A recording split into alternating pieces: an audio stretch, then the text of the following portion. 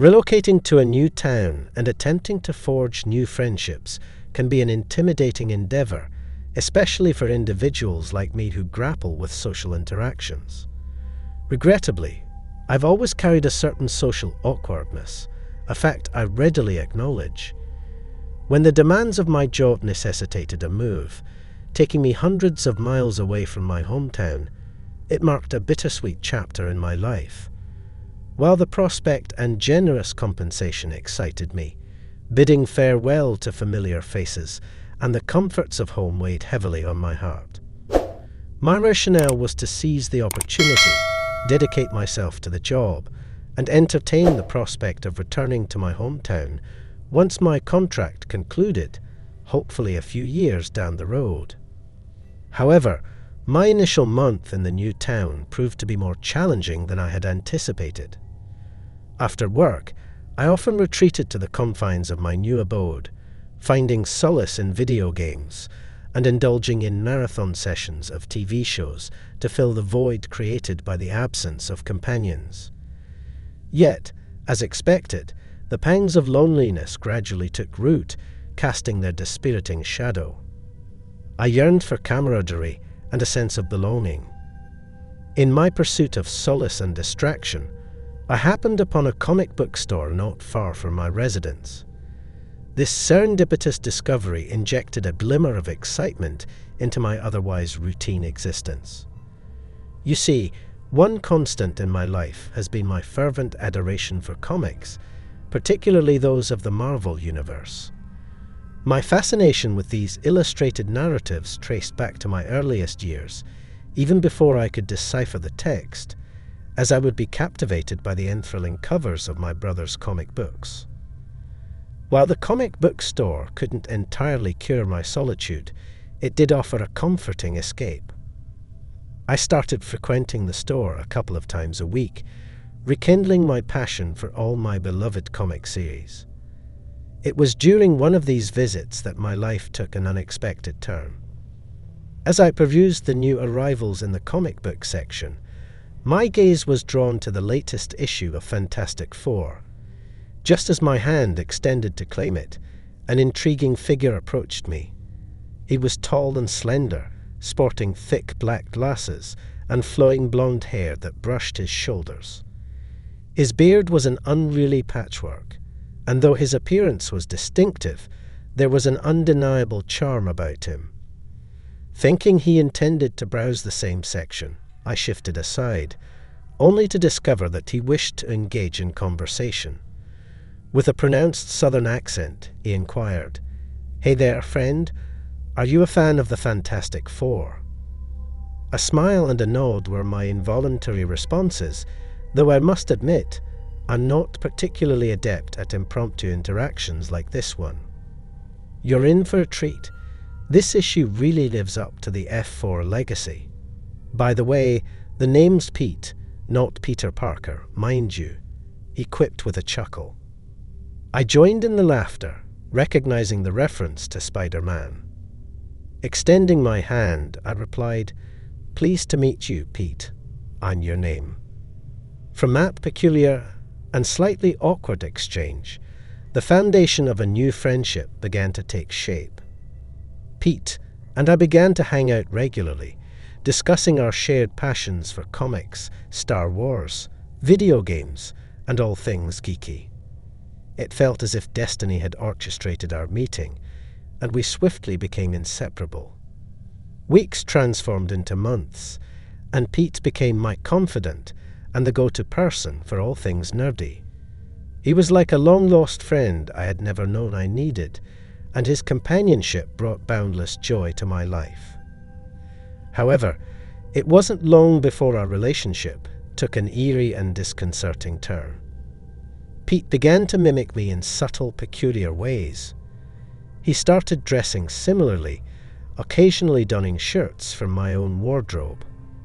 He even made cryptic remarks about us originating from different dimensions, as if it were a playful jest or a sophisticated nod to our shared love for comics. Initially, I dismissed it as another eccentric facet of our friendship. Yet, a disquiet grew within me a lingering uncertainty at the back of my mind. I couldn't shake the strange sensation that something was awry. Pete's mannerisms, speech, and even his appearance underwent a gradual transformation. He was no longer the Pete I had first encountered at the comic book store. Nevertheless, I endeavored to convince myself that my suspicions were unfounded, mere products of my overactive imagination.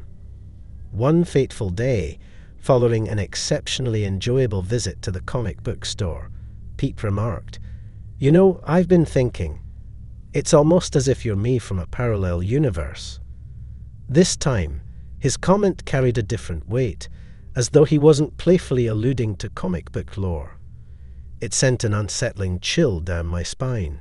In an attempt to divert the conversation, I brushed it aside, saying, "Haha, that's quite a wild thought, Pete. Anyway, what do you fancy for dinner tonight?" As the days elapsed, I couldn't help but dwell on Pete's disquieting words. There was an indefinable dissonance, something that transcended mere coincidence or jests about alternate realities. It felt like a puzzle, with each piece of the mystery fitting together in an unsettling manner. One evening, while preparing to leave for work, I noticed a vehicle parked outside my home that bore a disconcerting resemblance to Pete's. Anxiety surged within me, and I hesitated for a moment before venturing outside.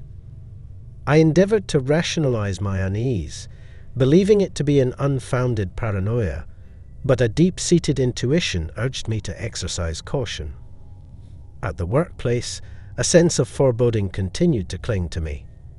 My thoughts raced with a myriad of scenarios and apprehensions, hindering my ability to concentrate on my tasks. Finally, I mustered the courage to approach my supervisor and request an early departure, attributing it to feeling unwell. Thankfully, she was understanding and granted my request. Upon arriving home, an unsettling feeling of something amiss enveloped me. The front door, which I always ensured was securely locked, stood slightly ajar. My heart pounded in my chest as I cautiously entered, making every effort not to make a sound. I traced faint noises emanating from my office, the repository of my most cherished possessions, including my rarest comic books and important documents. Peering through the partially open door, my gravest suspicions were confirmed. There was Pete, rifling through my belongings. I confronted him, demanding an explanation for his actions. He stammered, attempting to concoct a feeble excuse, claiming he was searching for a specific comic to surprise me. But deep down, I knew it was a falsehood. A survey of the room only deepened my suspicions. Drawers lay ajar, and my computer was left aglow, displaying personal information I had never left out in the open. There, beside Pete, was a box containing some of my most precious and valuable comics, worth thousands of dollars, alongside personal financial documents. Before I could fully process the unfolding events, Pete's demeanor underwent a startling transformation. He shed the southern accent and revealed a persona entirely distinct from the individual I had believed him to be. His motives became unmistakably clear, and my most dire apprehensions materialized. In an abrupt and violent outburst, Pete seized a nearby lamp and hurled it at me. It struck me on the head, momentarily incapacitating me and inflicting pain. Before I could regain my bearings, a heavy blow to my face sent me collapsing to the ground. As I struggled to rise, the sound of his car revving outside reached my ears, and he sped away, absconding with my prized comics and crucial documents. I hastily dialed the police, reporting the incident and providing whatever information I possessed regarding Pete. However, it swiftly became evident that Pete was not who he purported to be, and I remained ignorant of his true identity. Our communication had been limited to text messages, and he appeared to employ a disposable phone, rendering it untraceable. The authorities surmised that Pete had deliberately targeted me, cultivating my trust with the intent of exploiting me and purloining my valuables. The loss of my cherished comics was a heavy blow, not solely due to their monetary worth, but also because of the sentimental value I attached to them. In the ensuing days, I managed to recover one of my comics from a pawn shop, which offered a glimmer of hope. However, the remainder of my collection remained elusive, and the true identity of the thief continued to elude me. It served as a stark reminder of the nefarious intentions that some individuals can conceal beneath a friendly facade. This traumatic experience left me feeling vulnerable and circumspect, prompting me to re-evaluate the individuals I permitted into my life. It served as a sobering reminder that vigilance should be maintained, even with those we consider close friends, as appearances can deceive and trust can be exploited. Moving forward, I have learned to exercise caution and discernment when admitting individuals into my life. While I remain dedicated to my passion for comics and other geeky pursuits, I will also remain vigilant, ensuring that I do not fall prey to such deception again. This incident was a painful lesson, one that has fortified my resolve and heightened my vigilance as I navigate the intricate web of friendships and connections in this world. I must start by apologizing for any irregularities in my writing style as I attempt to convey the situation that is heavily weighing on my mind. I'm seeking your valuable advice as I grapple with a complex and concerning issue regarding my nearly decade-long relationship with my girlfriend. Our love story commenced during our senior year of high school, and we've remained together since. Despite the challenges of attending separate colleges, we sustained our bond and eventually moved in together after graduation. Our journey has been filled with joy and happiness. However, lately, I've observed troubling changes in my girlfriend's demeanor, leaving me anxious and uncertain about our future. In my quest for answers, I confided in some close friends, hoping they could shed light on the situation. Their speculations revolved around the usual suspects. They suggested she might be involved with someone else, using drugs, or perhaps even falling out of love with me. However, I couldn't bring myself to accept any of these explanations. Deep down, I sensed that something more profound and troubling was at play here, an elusive darkness she seemed determined to conceal. One incident stands out, haunting me with its enigmatic implications. I came home early from work one day and heard her distressed in the shower. Concerned, I knocked on the bathroom door, and for a brief moment, her anger and frustration seemed to dissipate, as if she had put on a mask to hide her true emotions. When she finally responded, she assured me that everything was fine, but the anxiety and tension on her face told a different story. The next morning, while showering, I noticed something unusual on the shower ledge. Upon closer inspection, it appeared to be dried blood, and a sinister red ring had formed beneath a soap bottle. Further investigation revealed dried residues scattered throughout the shower area. An uneasy feeling gnawed at me, but I couldn't decipher the cause of these unsettling discoveries. Adding to my unease, I noticed a peculiar change in my girlfriend's social circle. A new acquaintance named Shauna, whom I found disconcerting, became increasingly involved in her life. Shauna's unsettling stories about her past exploits and misadventures only fueled my discomfort. One day, upon returning home, I found my girlfriend and Shauna acting strangely, closing a laptop hastily when I arrived. It was evident they were concealing something, but I couldn't ascertain what. As days passed, my girlfriend's behavior deteriorated progressively. The vibrant woman I once knew had become a mere shadow of herself. Laughter and smiles disappeared, intimacy waned, and she seemed detached from reality. Her shoes were consistently muddy, her phone frequently turned off, and her computer mysteriously broke shortly after the laptop incident. Shauna's presence seemed to amplify my girlfriend's unease and withdrawal. Their interactions raised alarming questions, but my attempts to delve deeper were met with resistance. My girlfriend denied any romantic involvement, growing increasingly defensive and distant.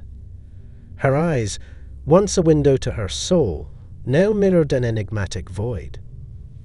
My apprehension escalated when Shauna abruptly left, leaving my girlfriend pale and disoriented. As I sought reassurance about her well-being, her response was cryptic and unsettling. "I will be soon, Shauna. Just, oh, it doesn't matter. I promise, I will be soon," she mumbled incoherently. This statement has haunted me ever since, as I struggle to decipher its meaning. In a state of desperation, I found myself crossing boundaries I never thought I would. To understand the truth behind her behavior, I explored the mysterious laptop. To my astonishment, our last search was focused on purchasing weapons from an obscure and suspicious website, a stark departure from her anti-gun stance. Further investigation into the laptop's search history revealed disturbing revelations. I stumbled upon numerous news articles about missing individuals and obscure web pages, seemingly providing directions to remote and desolate locations. Fear and anxiety began to consume me, and I could no longer dismiss the possibility of something malevolent lurking beneath the surface. As time passed, my girlfriend's condition worsened. She became increasingly detached from reality, resembling a soul lost in the void of her mind. All attempts to reach her emotionally proved futile. A few days ago, I witnessed Shauna's final appearance at our home. I returned from work to find her car parked outside, engine running, and packed with luggage. Entering the house, I felt tension and anger in the air. My girlfriend and I exchanged glances before Shauna stormed out and drove away. My girlfriend, drained of vitality, slumped on the couch. I implored her one last time to open up, but her response offered no solace. The eyes that once sparkled with life and love now gazed at me, distant and unrecognizable. Confused and heartbroken, I struggled to fathom the mystery surrounding her. The possibility of a romantic entanglement with Shauna haunted my thoughts, but she vehemently denied any involvement, leaving me grappling with uncertainty. At this point, I feel like I'm grasping at straws, hoping and praying that my girlfriend will overcome whatever darkness has taken hold of her. I am tormented by the fear that she may have done something terrible. I implore anyone reading this to offer their insights, advice, or support, as I feel utterly helpless and lost in the face of this enigmatic and distressing situation. In the early chapters of my life, I found myself treading a shadowy path within the realm of the law, entangled in illicit activities that I now deeply regret. My pursuit of education came to an abrupt halt when I made the fateful decision to abandon high school during the 11th grade, a choice that has cast a long shadow of remorse over my existence. By the time I reached the age of 20, I had already experienced my first brush with the law, an omen of the turbulent journey that lay ahead. Throughout my 20s, I became ensnared in a relentless cycle of incarceration and release, a perpetual battle against my inner demons. Yet, as my 30th birthday approached, a yearning stirred within me, urging me to chart a new course for my life. The stark realization of my dearth of true friends and a distinct purpose compelled me to explore various churches and community clubs, seeking the path meant for me. It was during this quest for meaning that I crossed paths with Barry, an enigmatic figure in this narrative, a man who identified as agnostic, despite his regular attendance at church events. He articulated that it was the sense of community and the warmth of the people that drew him to these gatherings. His presence radiated positivity and compassion, leaving a profound impression on everyone he encountered, including church officials who admired his selflessness and kindness, even in light of his divergent faith views. My connection with Barry was instantaneous, his boundless benevolence drawing me closer to him. He was a tireless giver, offering not only his time and effort, but also generously donating clothes, food, and money to assist the less fortunate. His resources appeared limitless, allowing him to extend his generosity far beyond the confines of the church, reaching deep into the low-income areas of the city to offer aid in any way possible. Amidst my quest for meaning, I discovered purpose in partnering with Barry. His character was devoid of judgment, only brimming with acceptance and encouragement. He took me under his wing, and together, we became agents of goodwill within the community. It seemed as though my past transgressions no longer held weight. All that mattered was the person I had evolved into. Our partnership flourished, evolving into a genuine friendship over the course of several years. Barry's compassion and benevolence knew no bounds. When I found myself without shelter, he graciously opened his modest guest house to me, treating me as family. We embarked on daily routines, rising early each day to engage in our mission of aiding those in need. And he funded it all, his financial resources seemingly bottomless, although I never probed into their source.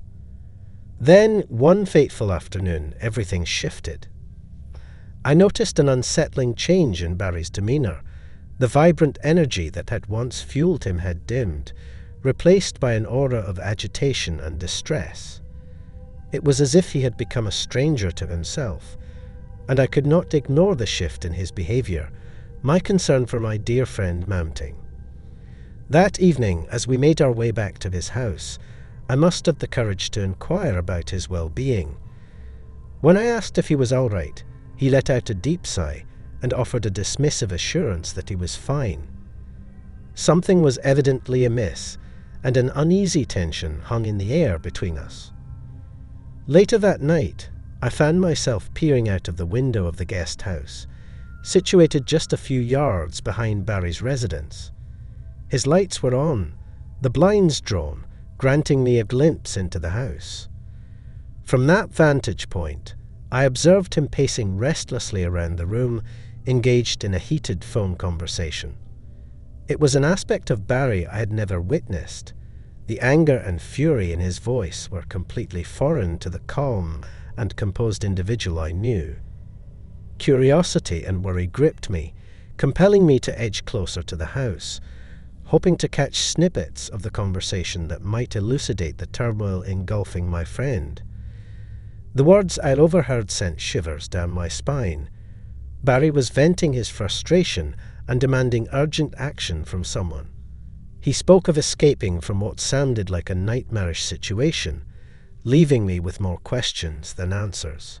Abruptly, he terminated the call, hurling the phone against the wall in a fit of rage. At that instant, our eyes locked through the window, and I instinctively recoiled, fearing that I had been detected. I sought refuge by the side of the house, my heart racing, praying that he had not glimpsed my presence.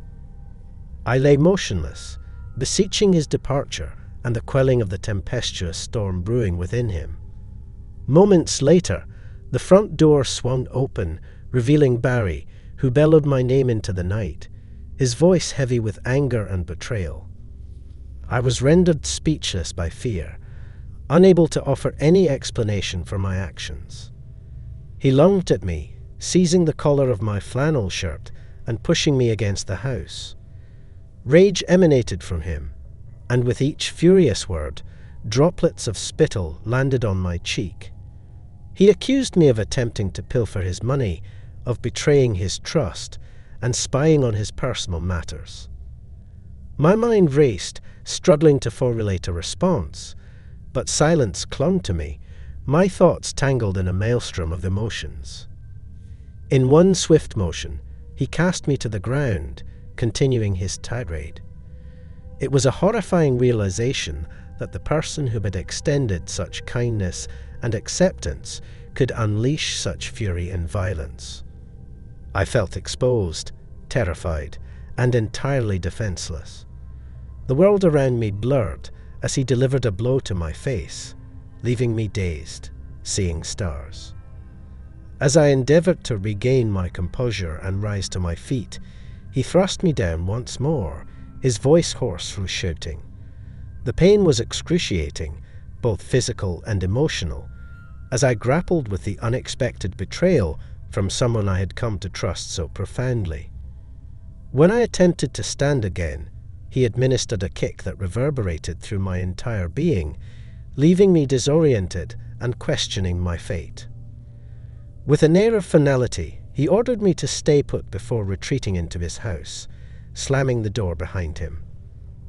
I lay there, breathless and broken, wrestling with the reality of the situation.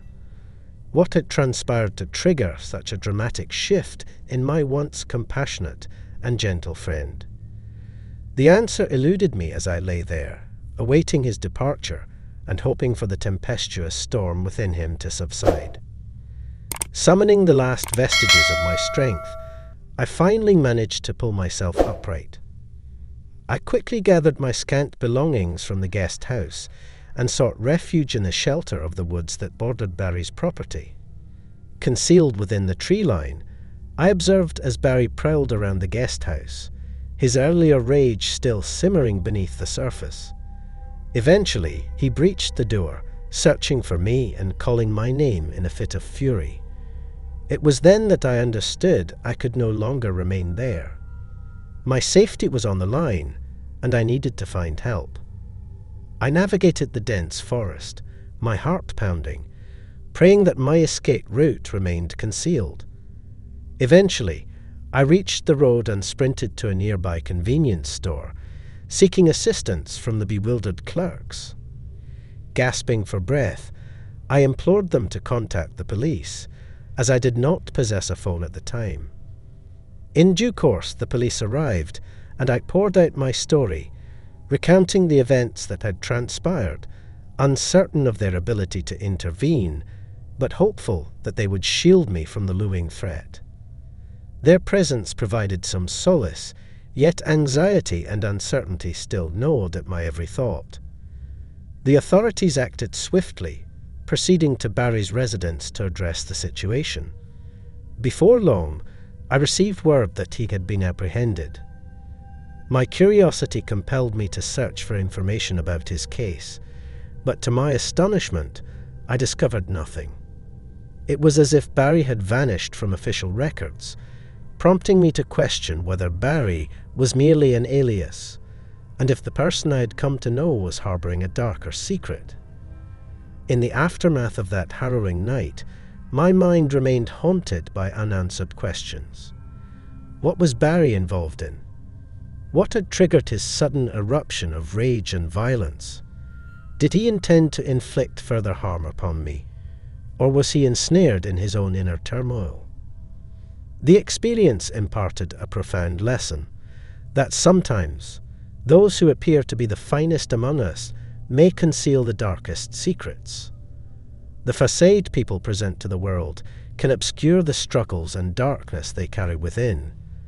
Despite the anguish and bewilderment, I recognized that I was fortunate to escape that night with my life, serving as a stark reminder that appearances can be deceptive, and we must remain vigilant in our quest for truth and authenticity.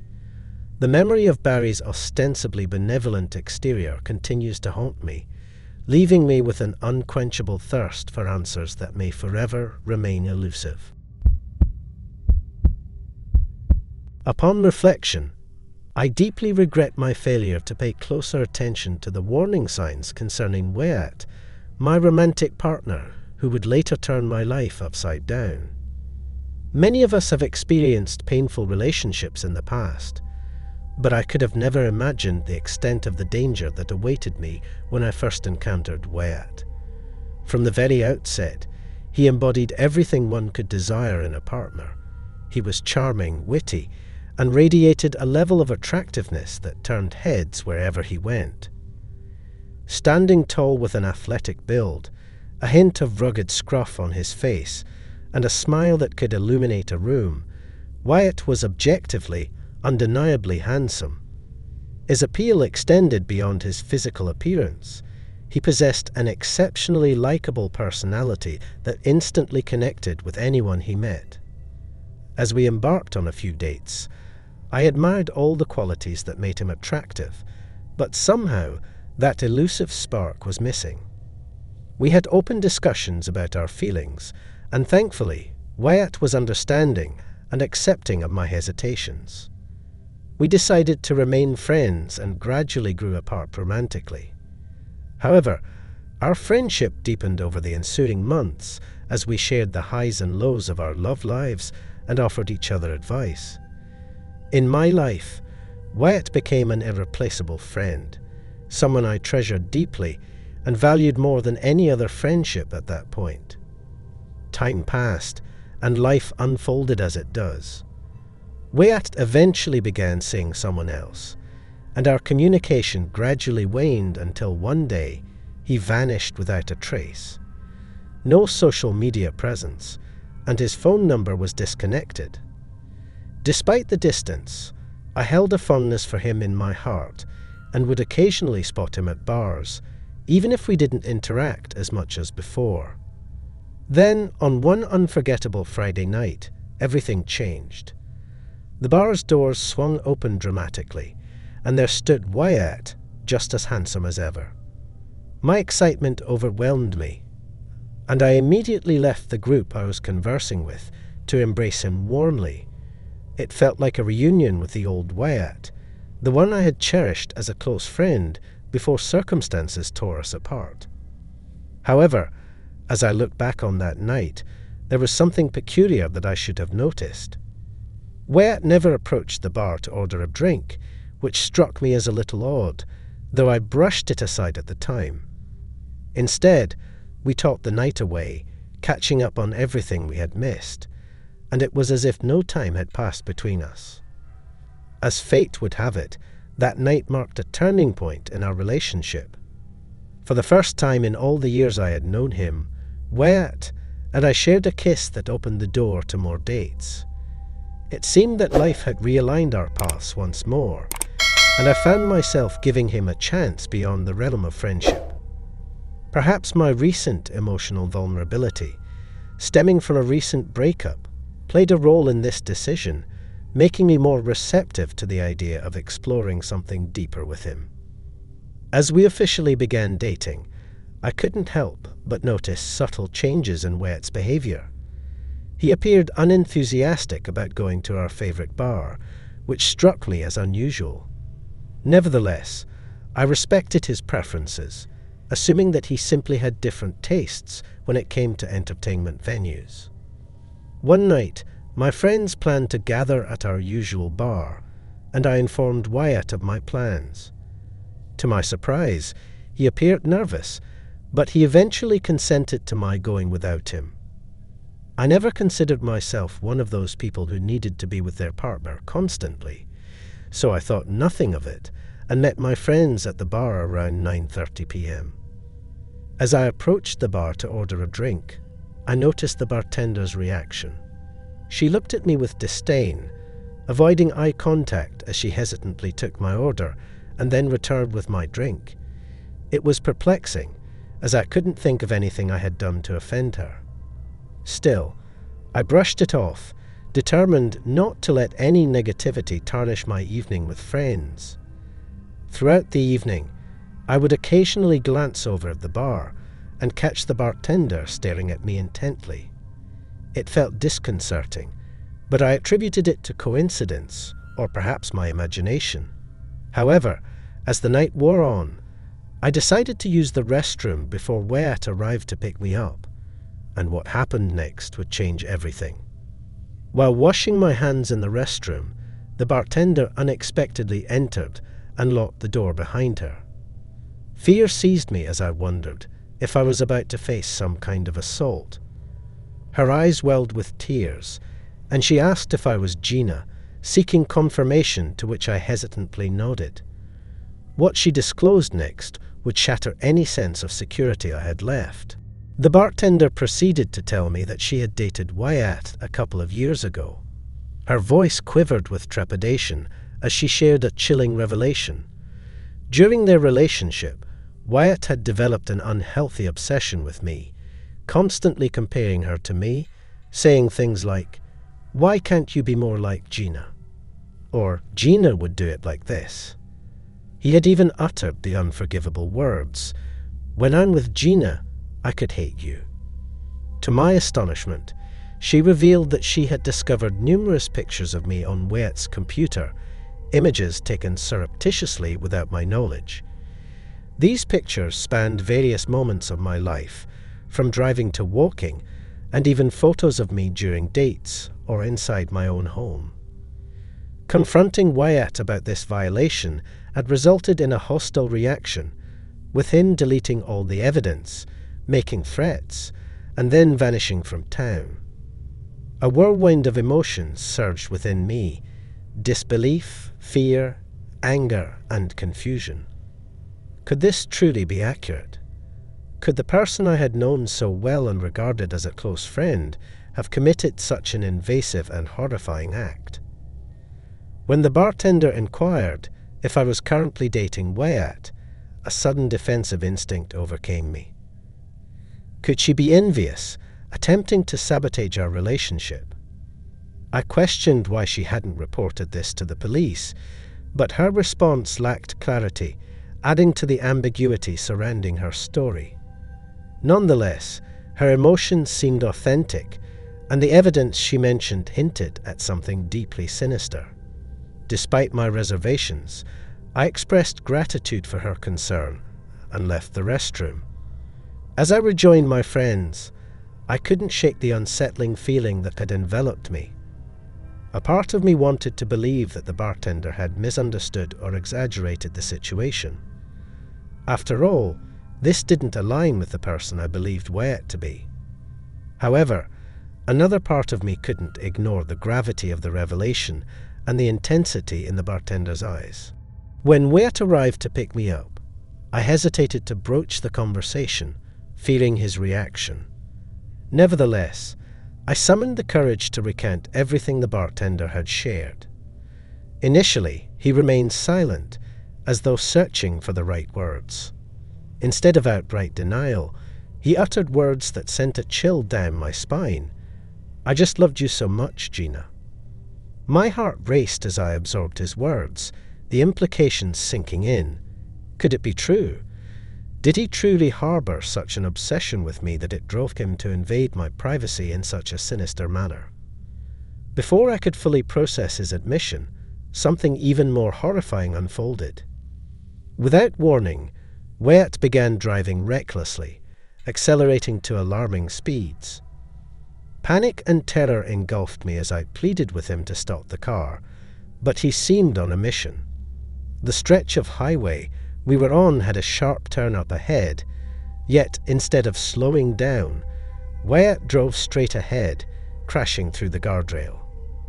As the windshield shattered and we tumbled down a massive hill, my life flashed before my eyes.